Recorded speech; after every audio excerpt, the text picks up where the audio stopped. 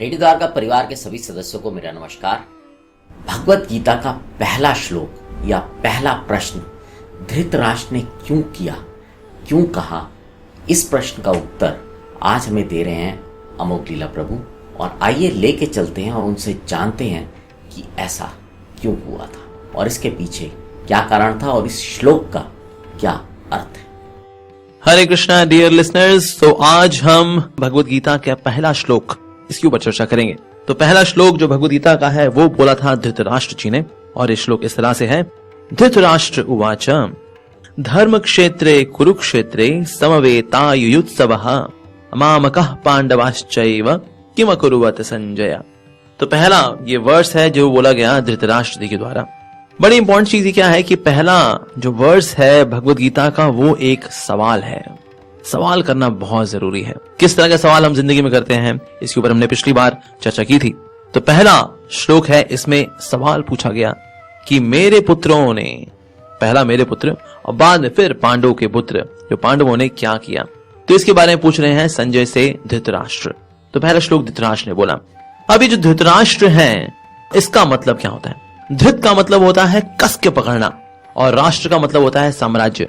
जिसने साम्राज्य को कस के पकड़ा हो उसको बोलते हैं धृत राष्ट्र। तो धृतराष्ट्र का जैसा उनका नाम था वैसे उनके कार्यकलाप भी थे। तो उनका राष्ट्र पर शासन करने की बहुत इच्छा थी। जब उनका जन्म हुआ था तो वो जन्म से अंधे थे, इसीलिए उनके बजाय उनके छोटे भाई पांडु को राजा बनाया गया। तो यहाँ पर उनकी एम्बिशन कि मैं राजा बनता वो उनके हाथ से निकल गई थी।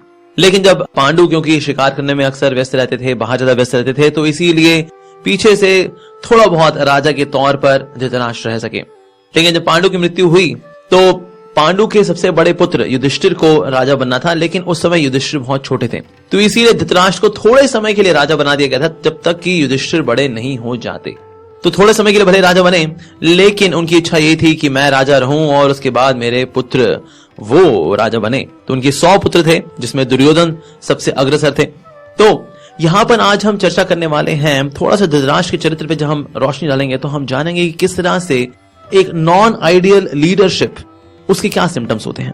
आज हम धृतराष्ट्र के थोड़ा चरित्र पे अगर ध्यान देते हैं तो हम देखते हैं कि एक नॉन आइडियल लीडरशिप में सबसे पहली में का एक बहुत ही महत्वपूर्ण फीचर होता है एंग्जाइटी, चिंता। हमेशा चिंता रहना। पांडु के पुत्रों का क्या हुआ, मेरे पुत्रों का क्या हुआ, वास्तव में मेरे पुत्र जीवित हैं कि नहीं हैं। तो इस प्रकार की भावना धृतराष्ट्र के अंदर थी, चिंता। तो जो एक नॉन आइडियल लीडरशिप होती है उसमें बहुत एंग्जाइटी होती है, चिंता होती है। जो है मैं उसको खो ना दूं, पोजीशंस है मैं उसको खो ना दूं, इस ताकत को मैं कहीं खो ना दूं, इस यश को मैं कहीं खो ना दूं। तो ये चिंता कि चला जाएगा चला जाएगा चला जाएगा, मेरे पास जो कुछ भी है वो चला जाएगा, ये साम्राज्य मेरे पास से चला जाएगा, ये पावर पोजीशन चली जाएगी, भले ही मुझ में कॉम्पिटेंसी हो या ना हो, लेकिन मैं हमेशा ये चिंता करता हूं कि सब कुछ चला जाएगा। और दूसरा सिम्टम होता है पार्शियलिटी। हम देख रहे हैं यहाँ पर इस श्लोक में कि धृतराष्ट्र पूछ रहे हैं कि मेरे पुत्रों को क्या हुआ और पांडु के पुत्रों को क्या हुआ।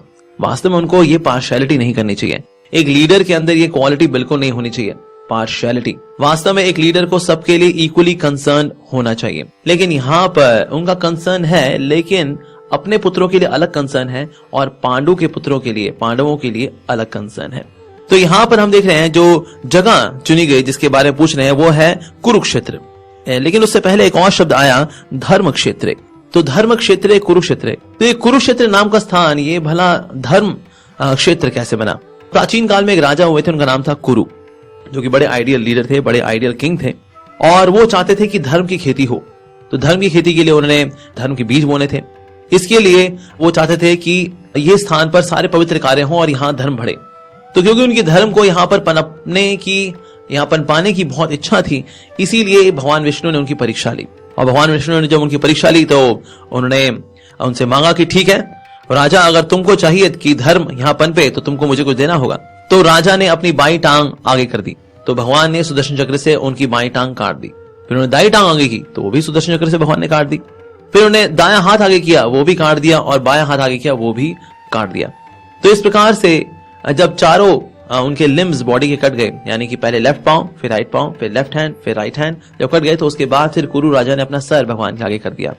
इस पर भगवान बहुत प्रसन्न हुए और भगवान विष्णु ने उनके अंग फिर से ठीक कर दिए और उनको ये वचन दिया, उन्हें कहा कि ये कुरुक्षेत्र हमेशा धर्म भूमि रहेगा, यानी कि यहाँ पर हमेशा धार्मिक कार्य होंगे और हमेशा धर्म की विजय होगी।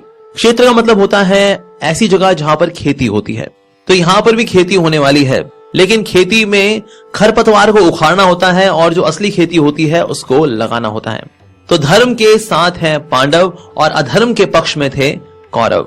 तो यहाँ पर निश्चित रूप से जो खरपतवार है वो है कौरव सेना, और जो वास्तव में यहाँ पर धर्म की खेती के रूप में यहाँ पर उपस्थित है वो है पांडव सेना।